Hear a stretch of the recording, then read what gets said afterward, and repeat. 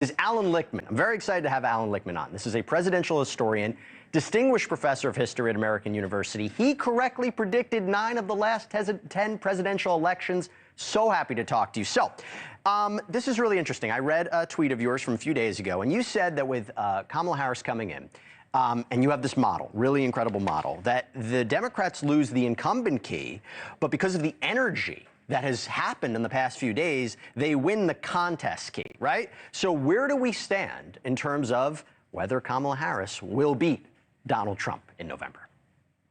Yeah, I would say 10 of 10 because I got 2000 right. It was a stolen election, as I proved in my report to the U.S. Commission on Civil Rights, but we're not going to litigate 2000 again. Okay.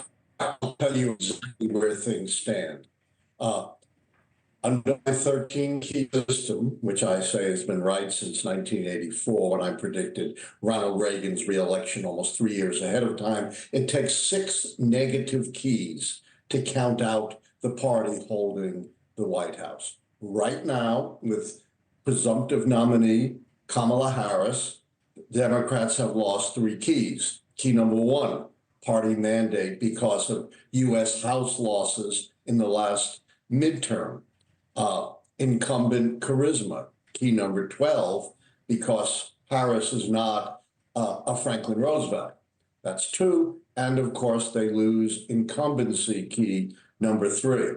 That means 3 more keys would still have to fall to predict their defeat among the undecided keys. That could happen, but it's not likely. So there are 4 keys that are still in play, at least to some extent. Third party. The only time I use a poll, because I have to, but I cut the poll numbers in half, expecting the serious contest means, the serious third party means the third party candidate's got to win at least 5% of the vote. So I take the polling number and cut it in half. So RFK Jr. would have to stabilize at 10% or more. Possible, not likely. Social unrest. The demonstrations we saw this spring have fizzled. So I'm looking at, and again, I think it's unlikely, but possible, will there be a repeat of 1968, terrible chaos at the Democratic Convention? And finally, the 2 shakiest keys, foreign/military failure and foreign/military success. That's why you saw a Kamala Harris talking about the need for a ceasefire and hostage release. If the Biden administration can pull that off, they may well win the military success key, which they don't have in hand right now. Okay, so clearly you believe that this is going towards the Democrats. But let me ask you real quick before we have to sign you off. Does Harris's VP pick impact your methodology for what happens?